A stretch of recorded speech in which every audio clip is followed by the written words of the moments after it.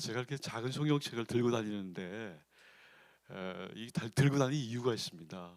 왜냐하면 제가 큰 교회 가서 설교를 하는데 이렇게 작은 성경을 갖고 올라가서 이렇게 읽는데 설교를 정말 잘했는데 설교를 끝나고 나니까 장로님이 시험에 들었다고, 이렇게 작은 성경을 갖고 어떻게 우리 앞에 설교를 할 수 있냐고, 왜 이렇게 조그만 성경을 갖고 다니냐고. 근데 오늘 이 교회 왔는데 이 성경이 너무 귀엽다고, 오랜만에 본다고 그렇게 말씀해 주셔서 너무 마음이 참 좋았는데, 저는 이슬람권 선교사였습니다.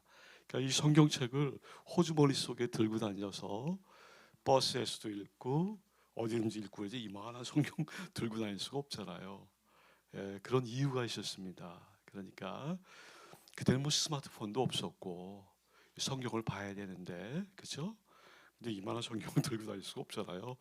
경찰들도 막 쫓아다니거든요. 그거 모르시죠, 여러분? 그러니까 그런 이유가 있었는데, 이 사람들은 되게 큰 걸 좋아해요. 작은 거를 굉장히 소홀하게 여기는 그런 경향이 있는데, 제가 성경을 읽으면서 하나님은 작은 것을 소중히 여기시는 분이시다는 것을 알게 됐어요. 이게 하나님은 약한 자, 작은 자를 사용한다는 것, 선호하시는 분이 우리 하나님이세요. 그래서 작은 것에 결코 우리 하나님을 소홀하게 보시지 않는다는 거. 여러분, 작은 개미를 통해서도 이 인간을 깨우치신 말씀이 성경 잠언에 나오잖아요. 게으른 자야, 개미에게 가서, 많은 개미를 보면서 그 열심으로 일하는 것을 보고 배우라고 하셨잖아요. 그러니까 개미를 스터디하라 그랬어요. 하나님은 충성된 분이시면서도 충성스러운 사람을 참 기뻐하시는 것 같아요. 그래서 최선을 다하는 삶이 우리의 방향이 되어야 되겠죠. 하나님 성실한 것을 되게 좋아하세요. 더 성실한 사람을 쓰세요. 그러니까 얼마나 이 작은 것을 소중히 여기시는 하나님을 제가 오늘 마지막으로 이렇게 정리를 해보려고 합니다. 작은 것을 귀하게 여기시는 분. 제가 큰 교회 가서도 설교하지만 이 작은 공동체, 왜 하나님의 사람들이 모여있는 한 사람이라도 설교 말씀을 듣고 삶을 잘 이렇게 매니지먼트 한다 그러면은 이거 대단한 사역 아닙니까? 내가 그 한 사람을 위해서도 가야죠. 잃어버린 한 마리의 양과 잃지 아니하는 아흔 마리의 양을 말씀하신 분이 예수님이세요. 한 마리의 양을 끝까지 찾으러 가는 그 목자의 심정이 하나님의 심정이잖아요. 그래서 우리는 작은 것을 굉장히 소중하고 귀하게 생각하는 사람이 되어야 되는 겁니다.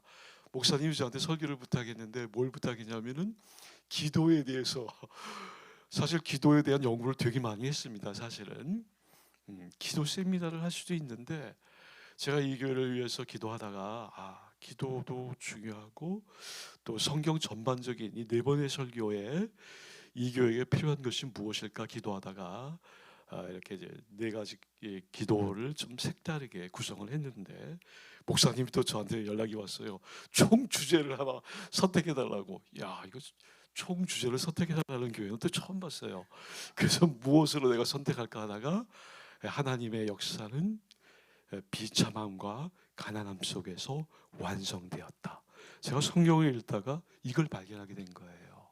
그래서 이렇게 제목을 썼는데 좀 굉장히 여러분들한테 부담스러운 주제이긴 하지만 이게 성경이 말하고 있는 거기 때문에 굉장히 이렇게 주의 깊게 생각을 해볼 수 있어야 되는 거죠. 하나님이 가난한 사람, 비참한 사람, 비통한 사람, 잃어버린 사람, 이런 세컨더리로 밀려가는 marginalized people, 이런 사람들을 통해서 그분의 역사를 만들어가는 것을 제가 성경을 통해서 알게 됐습니다. 그래서 저는 이걸 소개하고 싶어요. 여러분, 성경에 보면은 베들레헴 에브라다야, 네가 작을지라도, 내가 유다 족속 중에 유다 지파 땅 가운데 가장 작을지라도 이스라엘을 다스리는 메시아가 너에게서 나올 것이다. 여러분, 메시아는 성경 66권의 주제 아닙니까? 그렇죠? 그분이 어디에서 나올 것이냐? 모든 사람은 예루살렘, 브엘세바, 세겜, 헤브론, 막 구약 성경의 출중한 도시에서 태어날 것으로 기대하죠. 그런데 에브라다는 뭐예요? 에브라다는 라헬이 베냐민을 낳다가 사망한 곳이죠. 이 베들레헴이라는 곳은 굉장히 작은 도시입니다. 예, 빵집이라는 뜻이 빵집. 여러분 가운데서 빵집에서 태어나신 분 계세요? 우리 예수님은 빵집에서 태어났어요. 베이트레헴. 이게 빵집이에요. 히브리어로. 그런데 이게 작을지라도 히브리어 짜일이라는 단어에서 짜일. 이게 youngest son, 유약한, 막내 아들, 존재감이 없는, 충분하게 자라나지 못한, 이 미숙한 이런 뜻이에요. 이 짜일이라는 정말 보잘것이 없는 사람의 생각 속에서 사라진, 지워진 그러한 빵집에서 우리 메시아가 태어났다는 겁니다. 얼마나 멋있어요, 우리 하나님. 강남 같은, 뉴욕 같은, 시카고, 메릴랜드. 내가 메릴랜드 와서 보니까 야, 이 텍사스는 회개해야 되겠더라고요. 이게 너무 초라한 동네. 이게 젖소나 살아야 할 동네. 이 메릴랜드 와서 보니까 와, 이 숲을 보는 순간에 마음이 막 열리는 거예요. 여러분들 이렇게 좋은 천국 다음으로 좋은 동네, 사실은 여러분들 여기 사는 걸 비관적으로 생각하시면 하나님이 사막으로 보낼 거야. 너무 아름다운 세계에서 가장 좋은 동네. 여러분이 살고 있는 여러분 되게 부럽습니다. 정말 부럽습니다. 이렇게 좋은 곳에 사시는 여러분들 얼마나 행복할까.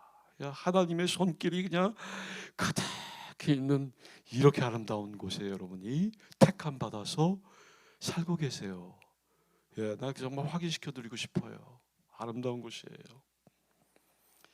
우리 예수님은요, 마구간에서 태어났잖아요. 여러분 그 우사에서 태어나신 분 계세요, 여기? 마구간이 아닙니다. 이 마구간 번역이 잘못됐어요. 베이틀레헴은 마구간이 없는 동네, 고고학적으로도 발견이 안 돼요.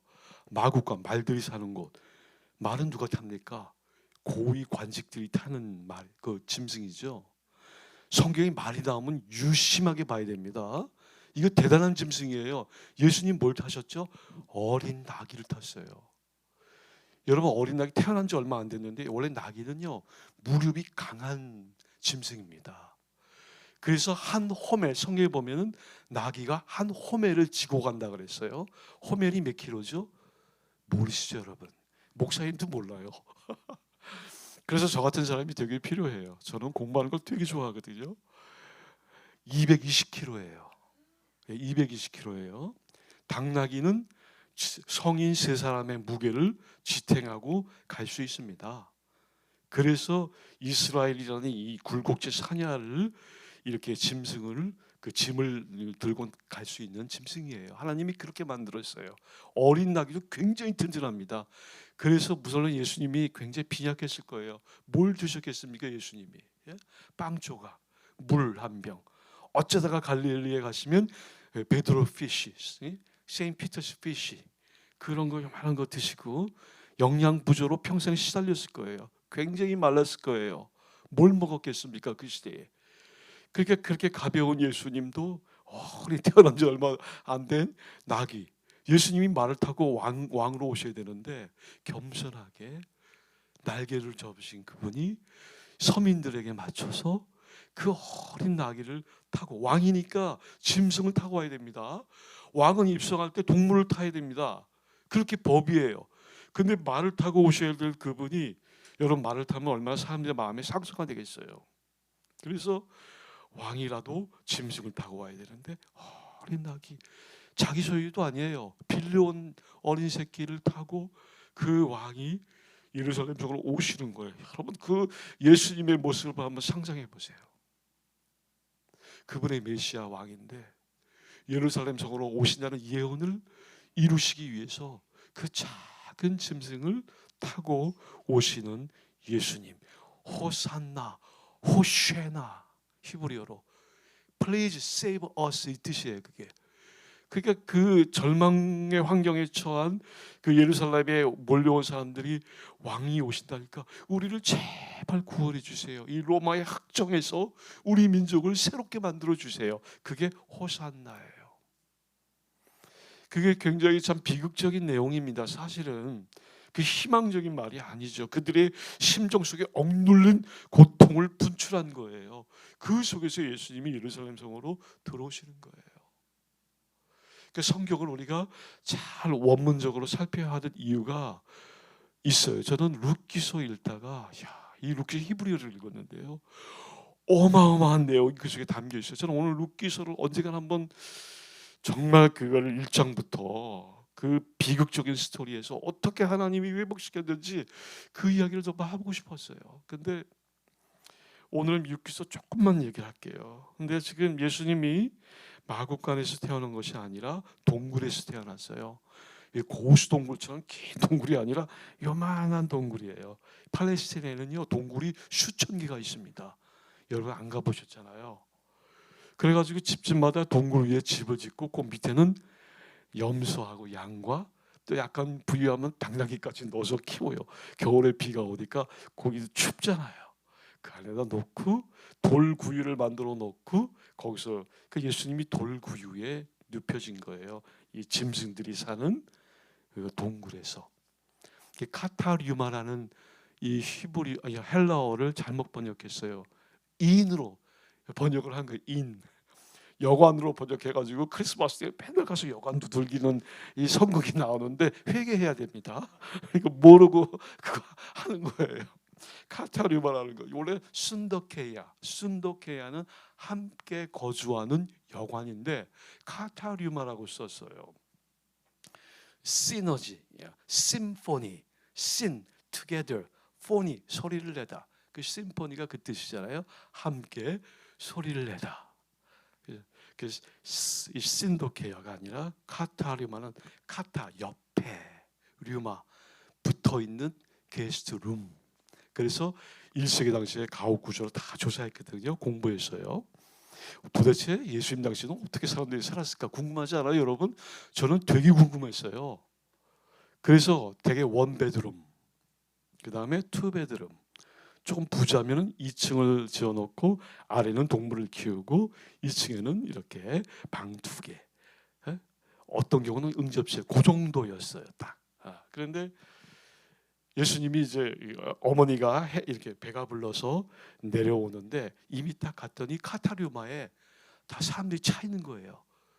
레지스트레이션 하러 갔잖아요. 옥타비아누스 황제, 마태복음 2장, 누가복음 2장에 그 가이사가 가라고 하잖아요. 가서 동네 가서 레지스트레이션 하라고 인두세를 받으려고. 그 가이사가 그래서 움직였는데 거기서 이제 가봤더니 그 늙은 할아버지도 와 있을 거 아닙니까? 다 베들레헴에 왔는데 꽉 차니까 거기 못 있고 그 밑에 짐승들이 거하는 동굴에 가서 거기서 예수님이 태어난 겁니다. 왜 예수님이 그런 곳에 태어나셨을까요? 궁궐에서 태어나야 되는 거 아닙니까? 우리의 인간의 눈높이에 맞춰주신 분이에요. 나사렛에서 무슨 선한 것이 나올 수 있으리요. 나다나엘, 정말 그 청렴한 청년이 그런 말을 할 정도였어요. 나사렛은 구약 성경에 없습니다. 유대 문서에도 없습니다. 여러분 구약에 안 나와나는 정말 저 시골 산골에 있는 그 나사렛이라는 동네가 어디 있는지도 몰라요. 그런 동네에서 무슨 선한 것, 헬라어는 최고, 어떤 정말 영향력이 있는 엄청난 인물이 거기서 나올 수 있겠냐. 적어도 예루살렘에서 나와야지. 그 생각이 그 당시 사람들의 생각, 우리하고 똑같죠. 나사렛은 300명의 인구밖에 없었어요. 그리고 정말 거기는 몰래 가서 살았던 그런 정말 가난한 사람들이 몰렸던 그런 곳이죠. 그래서 우리 하나님은 정말 작은 것, 유명하지 않은 무명한 것을 사용하시는 분이에요. 이게 우리 하나님이 어떤 생각을 갖고 세계를 운영하고 있는지를 우리가 자세히 보면 우리가 가난한 형편에 처해 있든 내가 정말 불편하고 아픈 상황에 처해 있든 어떤 환경이든지 하나님이 나를 사용하실 수 있다. 단 조건이 있어요. 큰 집에는 큰 그릇, 은그릇, 금그릇, 나무그릇, 돌그릇이 있는데 작은 그릇도 있어요. 깨끗한 그릇을 하나님이 사용한다 그랬어요. 그렇죠? 우리는 깨끗한 그릇이 되면 돼요. 어떻게 깨끗해질 수 있어요? 주님 앞에 회개해야 되고 회개의 영을 받아야 되겠죠. 그 예배에 오면은 하나님이 이 말씀으로 예배 가운데 치료하세요. 우리 찬양하는데 막 마음에 치료가 막 되잖아요. 그 예배 가운데 이게 그 치료한다라는 예배가 있어요. 헬라어로. 그래서 그 예배 중에 하나님의 손이 여러분의 영을 이렇게 매만질 수가 있기 때문에 예배는 오셔야 되는 것이죠. 자, 룻을 보세요. 이 청상 과부하고 하나님이 일을 하세요. 저 모압 성경에 보면 들녘이라고 봐. 들녘. 땅이라는 말 쓰지 않습니다. 베들레헴이라는 단어를 쓸 때는 에레츠 땅이라고 얘기를 하는데 모압이라고 쓸 땅, 모압 땅이라고 하는데 히브리어는 스데 들녘으로 표현해요. 저긴 땅이 아니에요. 베들레헴은 약속의 땅에 있는 도시, 이 땅인데 저 모압은 그냥 들녘이라고 한국말에는 땅으로 번역됐는데 땅이 아닌 겁니다. 이게 뭐예요? 아직 저기는 단 한 번도 하나님의 역사가 약속이 이루어지지 아니하는 곳이란 뜻이에요. 히브리어는 그렇게 표현을 했어요. 그 모압 들녘에 살았던 그 청상과부 남편을 잃어버린 그 여자하고 하나님이 일을 하시는데 그 룻은요 다윗 왕의 증조 할머니긴 하지만 본인이 메시아 라인에 들어와 있다는 4명의 여인 중에 한 사람이라는 걸 모르고 죽어요. 그렇지 않습니까? 후대의 사람이 룻이 메시아 라인에 왔다는 것을 마태가 기록했기 때문에 우리에게 알려진 거잖아요. 얼마나 정말 택함 받은 사람입니까? 하나님은 그 모압 들녘에 있는 이름 없는 저 청산가부 한 사람을 통해서 어마어마한 일을 하신 분이세요. 그렇지 않습니까, 여러분? 그러니까 내가 작다고 이게 작은 게 아니죠. 작다고 비관하지 마세요. 하나님의 일은 그렇게 되는 것은 절대 아닙니다. 하나님은 돌들로도 아브라함의 자손을 만들 수 있다라는 말은 바로 그런 뜻이에요. 하나님은 돌같이 버려진 자도 사용하시는 분이시다. 그렇지 않겠습니까? 그래서 우리는 위로를 받아야 되고 하나님은 지금도 똑같은 그런 역사를 진행하고 계시는 분이에요. 그리고 우리는 하나님을 믿어야 되겠죠. 자, 바울 보세요. 바울은 서신을 썼어요. 자기의 서신 쓴 것이 신약 성경의 절반이 될 거라는 것을 모르고 죽어요. 신약 27권 가운데 13권, 14권 히브리서까지 합친다면 이게 절반이 신약 성경 절반이 바울이 쓴 글이에요. 근데 그 사람이 그 쓸 때에 어땠을까요? 정말 절망 가운데 고린도 교회가 막 분열돼 가지고 막 피죽이고 싸울 때에 그거를 무마하기 위해서 얼마나 금식하면서 바울이 정말 눈물로 기도하면서 그 글을 썼겠습니까, 여러분? 한번 상상해 보세요. 그냥 저절로 막 쓴 게 아니잖아요. 하나님 앞에 그 문제를 놓고 가지고 정말 하나님 앞에 기도할 때에 성령의 영감에 의해서 쓴 글이 편지였었는데 하나님이 인정하고 선택하고 신약 성경 절반으로 하나님이 사용하신 거 아닙니까? 노벨 문학상은 바울이 받아야 되는 거 아니에요? 예? 그렇지 않습니까, 여러분? 그런데 그 사람은 모르고 죽었어요. 최선을 다한 사람은 훗날 사람들이 기억하고 있어요. 그래서 우리는 정말 최선을 다해서 세월서 공부하다 죽어라. 내가 한동대 학생들한테 맨날 그랬습니다. 최선을 다하는 사람 하나님이 죽어서도 그 사람 거를 사용하시는 분 아니에요? 하나님은 그런 분이잖아요. 그래서 작은 일에 충성을 다하는 버지니아에서 오늘 드럼 치러 오셨다고 했는데, 이 얼마나 이 작은 교회에 와서 드럼 치는 거 굉장히 작은 일이지만 하나님이 혹시 세계적인 드러머로 쓰실 수도 있는 거 아닙니까? 정말 아주 목숨 걸고 드럼 치세요. 목숨 걸고 진짜 하나님 쓰시겠다고 하면은 왜 못 쓰겠습니까? 예. 하나님은 정말 최선을 다한 사람을 사용하시는 분이라는 것을 성경을 읽다가 알게 됐어요. 전 저희 아버지가 어려서부터 적은 일에 충성하라, 귀에 못이 박히도록 들었는데 어렸을 때는 그 말이 무슨 뜻인지 모르는 거예요. 왜 아버지는 맨날 저 소리를 하시지? 밥상머리에 앉아서 작은 일에 충성하라. 이 어린아이가 그 말이 무슨 뜻인지 모르잖아요. 좀 알려줬으면 내가 정말 공부라도 열심히 했을 거예요. 맨날 새벽부터 밤 9시에 일이 끝나니까 맨날 부려만 먹는 거예요. 그냥 이리 부리고 저리 부리고 도망도 못 가고 그냥 아버지랑 맨날 일을 해야 되니까 되게 힘들었어요. 얼마나 힘든지 몰라요. 아버지는 또 얼마나 잔소리를 많이 하는지. 그 양반이 함께하는 시간이거든요. 나는 함께하는 시간이 아니야. 그냥 맨날 아버지는 나만 보면 나랑 같이 얘기하고 나를 붙들고, 아니 그 어린 꼬마하고 그렇게 일을 하는 거예요. 지금은 이해가 되는데 그 당시에는 이해가 잘 안 됐습니다. 그 어린 힘도 없는 나를 데리고 뭐 만들고 그냥 항상 그랬는데, 작은 일에 충성하는 게 뭔가요? 드럼 치는 거 어떻게 보면 작은 일이죠. 정말 모든 게 다 작은 일이에요. 설교 준비하는 거 작은 일이에요. 그런데 저는 이거 다 설교 준비했지만 또 봐요. 혹시라도 내가 이 작은 시간에, 한정된 시간에 이 설교를 어떻게 해야 되는지 그냥 최선을 다해보려고 그러는 거예요. 자, 이 참 나옴 룻 얘기 조금만 더 해볼게요. 룻이 시어머니를 데리고 오잖아요. 어디에서? 트랜스조르단, 요르단강 건너서. 요르단 그 지역은요 900m 해발 지역이에요. 거기에 왕에 들어 킹스 하이웨이, 민수기 20장 21장에 나오는 국제도로, 기원전 3000년부터 나와 있는 길입니다. 그 길로 60만이 출애굽해서 들어오는 길이에요. 그래서 길이 하나밖에 없습니다.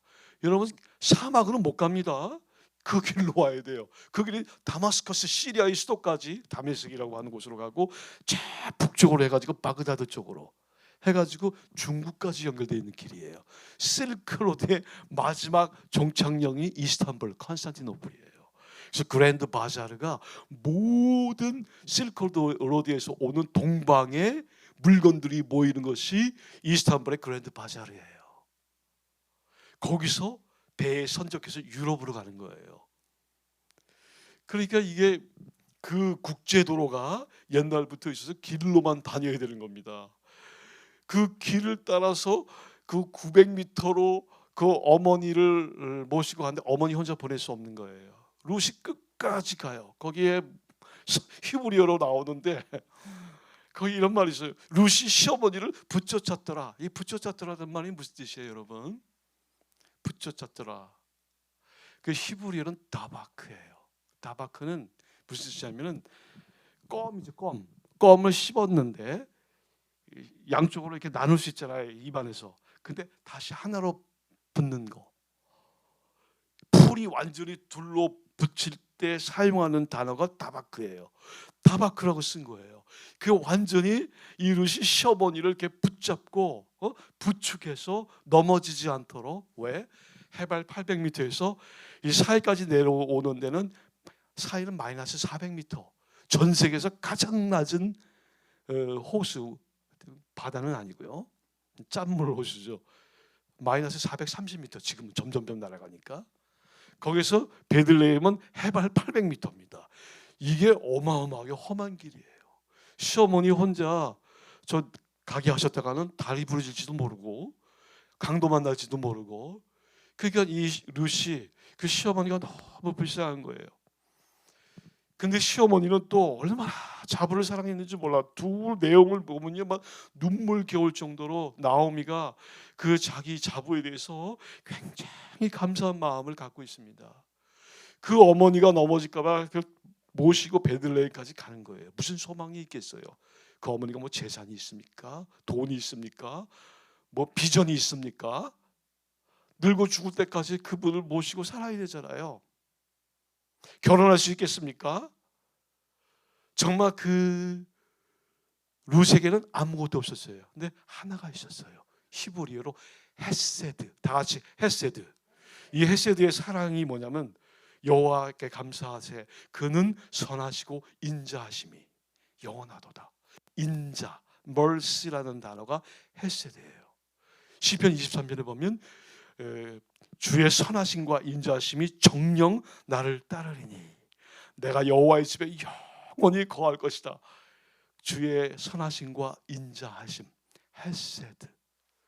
이 헤세드는 무슨 뜻이냐면요, 저 사람이 나한테 감사하지 않아도, 저 사람이 나를 싫어해도 나는 저 사람을 끝까지 보살펴주고 사랑하는 거예요.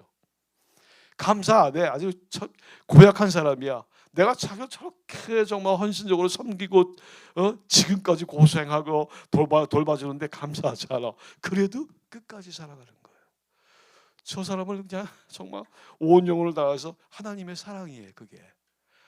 인간 여러분 감사합니까? 오늘 태양빛에 감사하고 마시는 물에 감사하고 과일에 감사하고, 물론 여러분들 그렇지만은 이 세상 사람들 그렇지 않잖아요. 정말 하나님, 저는 물이 되게 신비로웠거든요. 목욕할 때마다 이 물 대단하다. 물이 모든 걸 이렇게 다 감춰주잖아요. 이 물을 마실 때마다 내 몸이 건강해지는 걸 느낀단 말이에요. 감사해요. 하나님 감사합니다. 물 한 잔 너무 고마워요.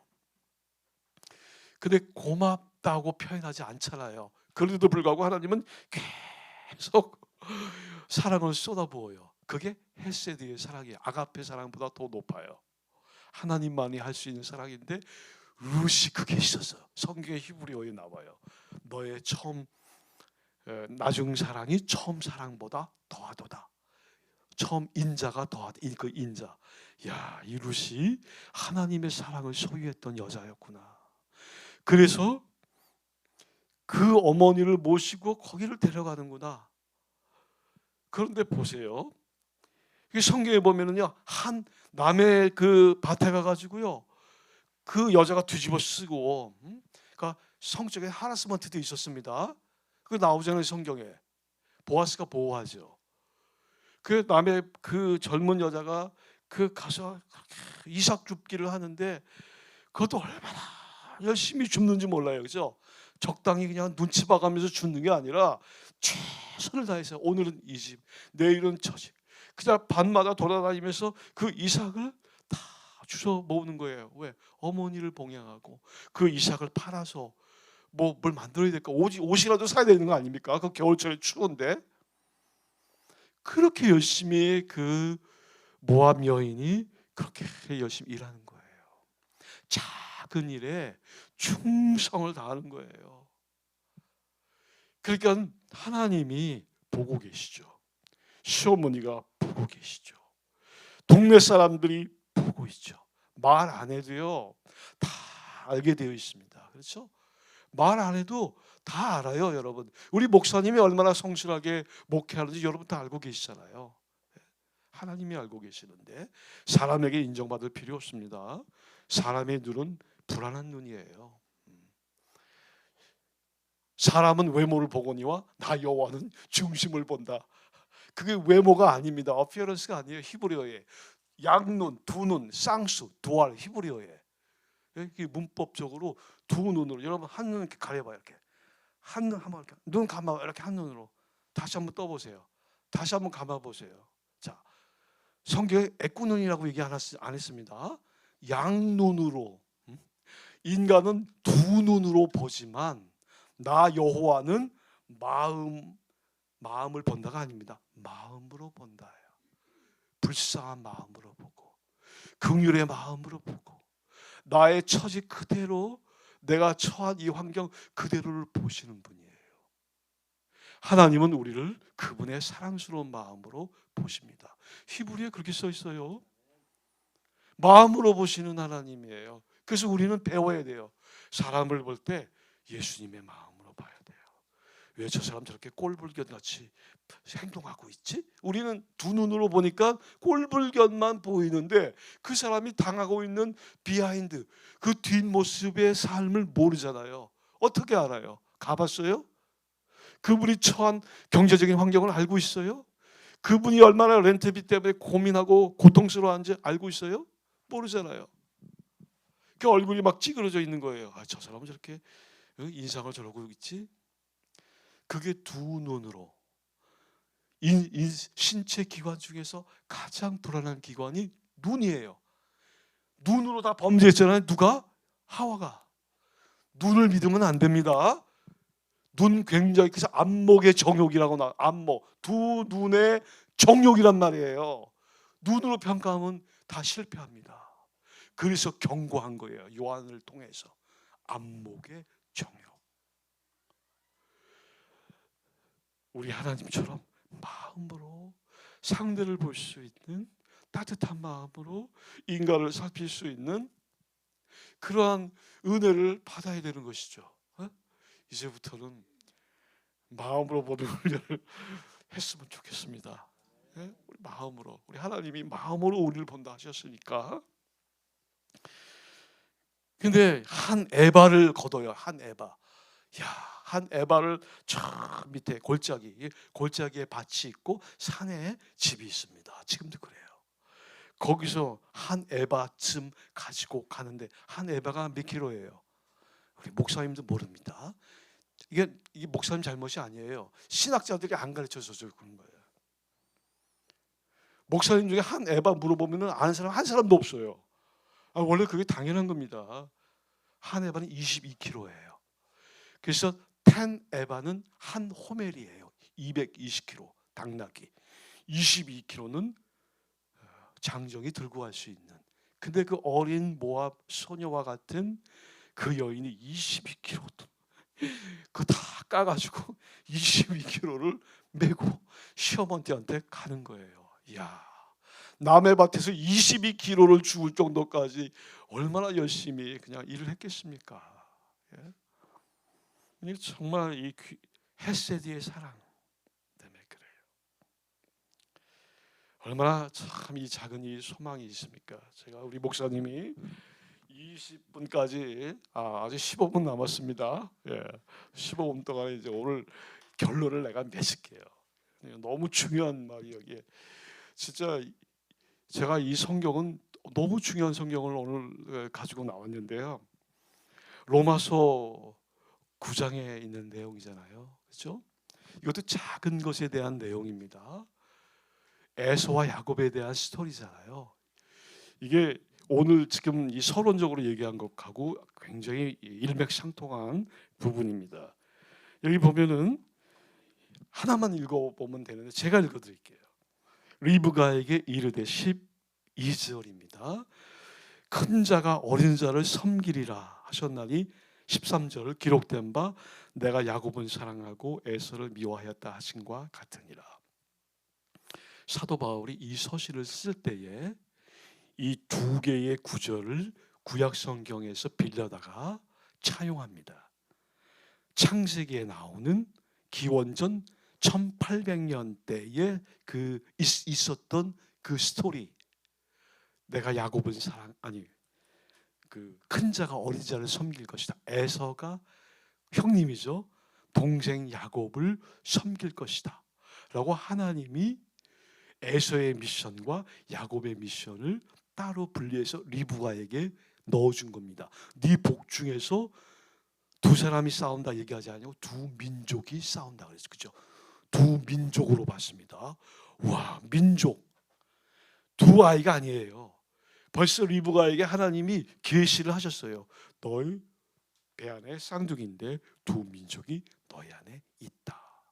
엄청난 그 예언을 받았습니다. 그 리브가의 사명은 두 민족으로 양성을 해야 하는 사명을 부과받은 거예요. 근데 그 다음에는 그 일을 했다는 내용이 없어요. 하나님의 뜻만 나와요.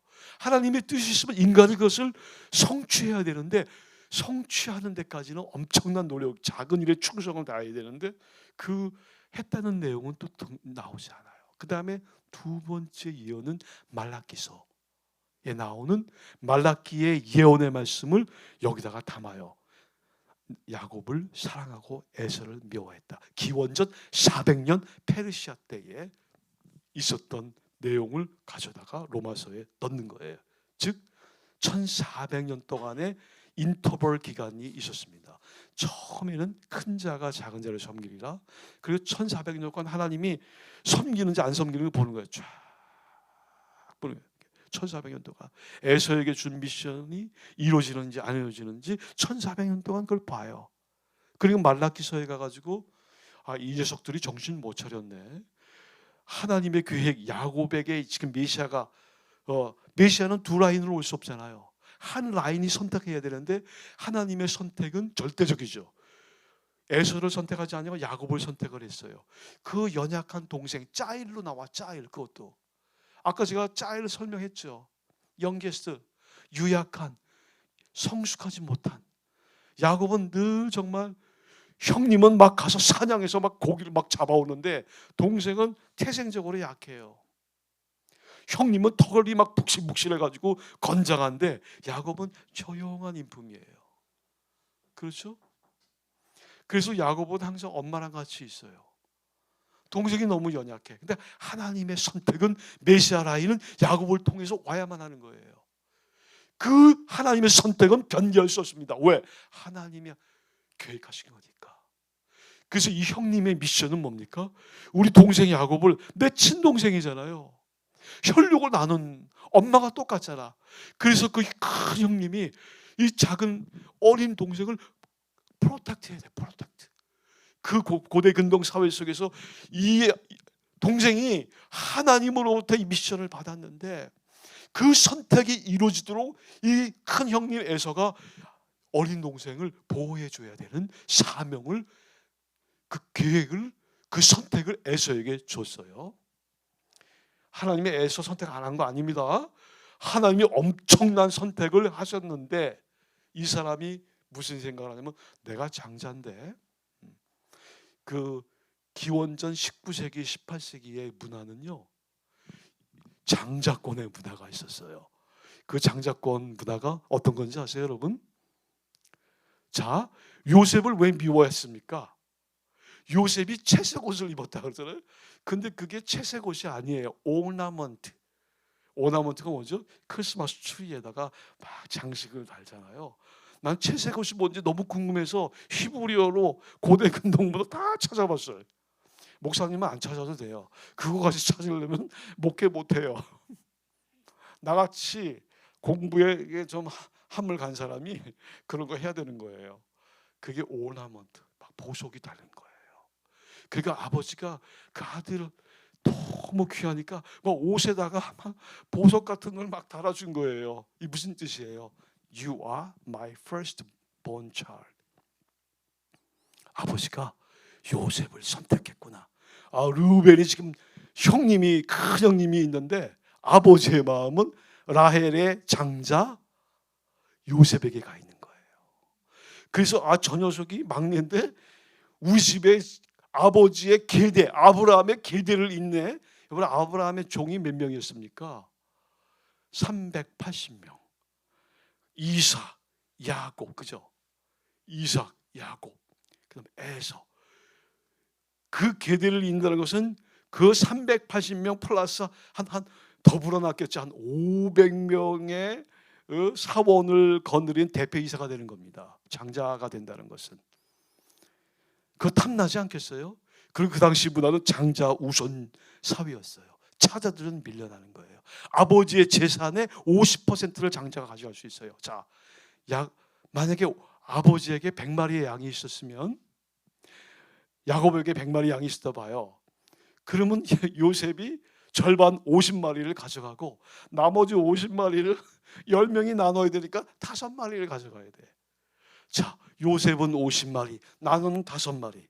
이게 격세지감을 느끼면서 막 시기 질투가 막 오는 거예요. 그래서 요셉을 팔아먹는 거예요.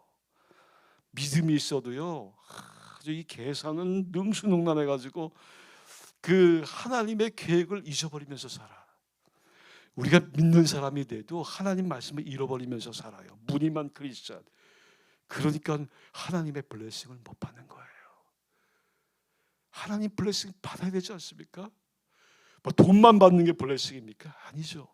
하나님이 나와 함께하는 주의 선하심과 인자하심이 헤세드가 전혀 나를 따르니 그 목가적인 시 안에 따라가다 이게 라다프 이게 군사 용어도 군사 용어예요. 전쟁 용어. 전쟁에서 적을 가서 섬멸할 때 라다프 동사를 써요. 이르데프니 그가 나를 계속 따라오는 거예요. 미완료 3인칭 단수입니다. 무슨 말인지 모르겠죠. 끝까지 동작이 안 끝났다는 거예요. 그 하나님의 선함과 헤세드가 내 평생 나를 계속 추격해온다. 추격해온다. 우리 목사님 추격당하셔가지고 여기까지 왔잖아요. 예? 그분의 헤세드가 목사님에게 임해서 저번 CEO 되실 분인데 나 고백을 하시더라고 저한테. 내가 목사가 되는지 나도 모르겠다고. 하나님의 그 헤세드야 그냥 목사님을 평생 돌아가실 때까지 추격하신다고 했어요. 그게 시편 23편에 나오는 말이에요. 하나님의 사랑이 그렇게 커요. 예? 그분의 헤세드가 나의 평생. 그래서 미완료로 쓰여진 걸 보면 동작이 안 끝난 겁니다. 여호와 이레 무슨 말이에요? 여호와가 준비하시다. 잘못 번역이죠. 라에서 온 말이에요. 이레가 라. 이자는 전부 다 3인칭 동작이 안 끝난 미완료예요. 이스라엘 하나님이 너로 인하여 고통을 당할 것이다. 예, 그래서 예수님이 오시는 거예요. 하나님이 고통당해 인간 때문에 야곱 때문에 이스라엘 때문에 얼마나 고통당했습니까? 하나님이 얼마나 가슴이 부서졌겠어요. 그렇게 선택하고 블레싱하고 그 메마른 땅에 보내서도 메마른 땅에 적과 꿀이 콸콸 흐르는 즙이라는 단어는 흐른다가 아닙니다. 콸콸 쏟아지는 땅. 사막 한복판에도 숨겨진 적과 꿀이 있는데 그걸 모르는 거예요. 안목의 정욕으로 바라보니까. 하나님이 헛된 말을 20번이나 적과 꿀이라고 얘기를 했겠습니까? 적과 꿀이 콸콸 쏟아지는 땅으로 보냈는데 눈에는 불평스러운 것만 보이는 거예요. 눈으로 평가하니까 하나님의 말씀을 눈으로 보니까 하나님의 말씀을 가슴으로 보지 아니하고 그분의 생각으로 보지 아니하고 나의 주관적인 관점으로 보니까 하나님이 안 보이는 거예요. 왜 그렇게 살아야 됩니까 우리가? 그래서 하나님의 관점으로 살아야 되는 거예요. 이 로마서 9장에서 10장, 11절까지는 굉장히 이색적인 본문이에요. 완전히 로마서하고 어울리지 않는 아주 색다른 구성이 되어진 겁니다. 제가 시간을 보면서 할게요. 예, 좋습니다. 근데 여기에 논리적으로 흐름에 방해되는 이 3장의 독립적인 파트에 지금 들어와 있는 이 에서라는 사람이 땡깡을 부려요. 자기 사명이 작다라고 박차고 나가버렸어요. 안목의 정욕으로 하나님의 일을 바라보는 거예요. 하나님의 마음을 보지 못하고 하나님을 용량으로 측정을 해요. 크고 화려하고 장자. 내가 장자인데 어떻게 내가 내 동생을 섬길 수 있을까? 이렇게 생각하는 거예요. 그런데 보세요. 이 큰 자가 어린 자를 섬겨야 된다. 동생을 섬겨야 하는 이 사명, 엄청난 계획, 동생을 보호해 줘야 되는. 왜? 거기에 메시아 라인이 오는 것을 누가 알고 있습니까? 사탄이 알고 있는 거예요. 예수님을 잡아 죽이려고 예수님 탄생부터 죽을 십자가 달릴 때까지 누가 쫓아다닙니까? 사탄이 끝까지 시험하지 않습니까? 십자가에서 내려오라. 그러면 우리가 메시아로 믿겠다. 와, 마귀는 끝까지 집요한 사탄이 시퍼렇게 살아 있습니다. 하나님의 구속 계획을 파괴하기 위해서 십자가에서 내려오라고. 그러니 메시아 라인을 갖고 있는 사람은 얼마나 정말 이 vulnerable, 유약한 사람이에요. 그걸 형님이 보호해줘야만 하는 엄청난 사명을 주었는데 내가 장자인데 내가 아버지의 계대를 잇는 난데 왜? 그 시대의 문화가 다 그랬습니다.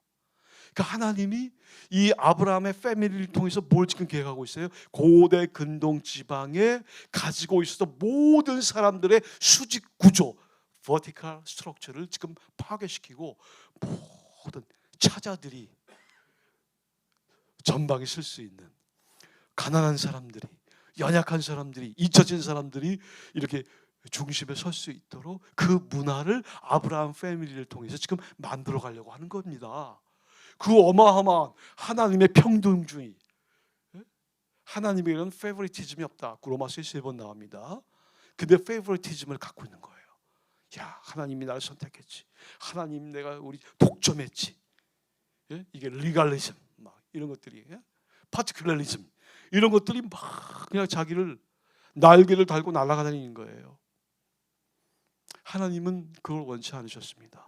세상에 정말 저기 변방에 있는 그런 사람들도 다 중심으로 모아서 누구든지 하나님을 믿는 자들이 다 하나님이 주시는 분깃을 서로 나눠 가질 수 있도록 그렇게 만들기 위해서 그 계획을 아브라함 패밀리, 고대 근동에 누가 있습니까?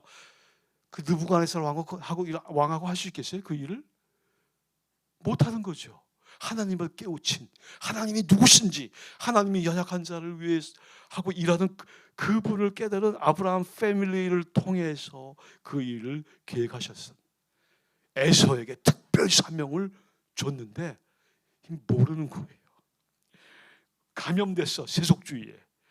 우리의 신앙이 세속주의에 감염되면 안 됩니다. 거기에 동생을 섬기다, 아바드, 히브리어에 종노릇 하는 거예요. 예? 종노릇, 청소하고, 예? 빨래해주고, 밥 차려주고. 그거 적은 일 아닙니다. 그거 되게 위대한 일이에요.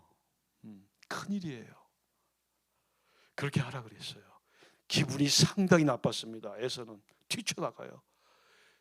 결론적으로 어디서 에러가 났냐면요, 그 왕의 대로를 타고 오는데 모세가 부탁했어요. 에돔 족속 에서의 후예들이잖아요.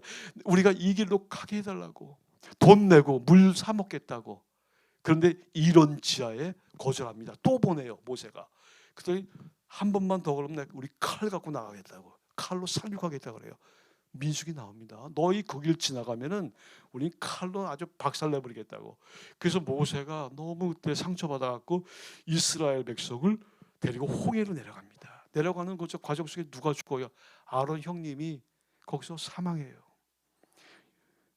미리암 누님은 그것도 가데스 바네에서 죽고, 다 그런 과정 속에서 비참하게 홍해로 내려가가지고 쫙 광야 골짜기를 돌아서 가는 거예요. 너무 괘씸한 거예요, 이 에서의 후예들이. 그래서 하나님이 뭐라고 얘기했냐면은, 그래서 내가 에서를 미워하고 야곱은 사랑한다. 1500년 동안 지켜봤는데 에돔의 족속들이 고모냐 곡골대로 행동하니까 말라기를 통해서 아예 그냥 저주를 선포해버린 거예요. 너희들은 그렇게까지 그 하나님의 계획을 무시하는구나. 하나님이 세상을 구원하기 위해서 야곱을 선택해서 메시아를 보내고 십자가에 처형해서 온 인류를 구원하려고 지금 계획했는데, 그거를 보호해주는 사명을 줬는데 그게 작다고 세속적인 눈으로 그 하나님의 계획을 파괴하고 있구나. 그래서 내가 야곱은 사랑하고 에서는 미워한다. 그 말이 나온 겁니다. 하나님 사람 미워합니까? 1500년 만에 나온 그 하나님의 결론입니다. 그래서요, 여기에 보면은, 마지막입니다. 여기에 역사 속에서 하나님이 그 에서 족속들은 초계처럼 불살라져서 사라진다라고 거기 오바댜서의 예언에 나오지 않습니까? 그래가지고 다 사라져 버려요. 민족 자체가 없어졌어요. 지금 에돔이 있습니까? 이스라엘은 살아남았죠. 에돔은 사라졌어요. 역사 속에 지워졌어요. 자기의 사명을 다하지 않는, 이 사명이 작다고, 이게 크지 않다고, 너무 보잘것이 없다라고 만약에 우리가 생각한다면 안 되겠죠. 작은 거라도 충성을 다하는 사람, 하나님의 중심에 선택함을 받을 수 있어요. 그래서 우리는 작은 일에, 직장 생활에 충성을 다해야 됩니다. 상관 보고 일하지 말라 그랬어요. 하나님 보고 일하라 그랬지. 예? 안 보이는 곳에서도요. 정말 하나님 보고 일을 해야 돼요. 누가 보고 있어? 하나님이 보고 있죠. 내가 저기 남의 집에 가서 청소를 하더라도요. 하나님의 집을 청소한다. 예? 그런 관점으로 청소해야 됩니다. 예, 그렇게 해야 돼요. 하나님, 예, 내가 무슨 공사할 때도 우리 예수님이 이 집에 살도록 해야 되겠다. 예수님이 사실 집이라면 여러분 그냥 적당히 하겠습니까? 아니죠. 그렇게 한번 해보세요. 그러면 하나님이 그분 쓰실 거예요. 예, 결론이 됐죠, 목사님? 예, 적은 일에 충성하시는 여러분들 되시기를 부탁합니다. 예, 기도하겠습니다.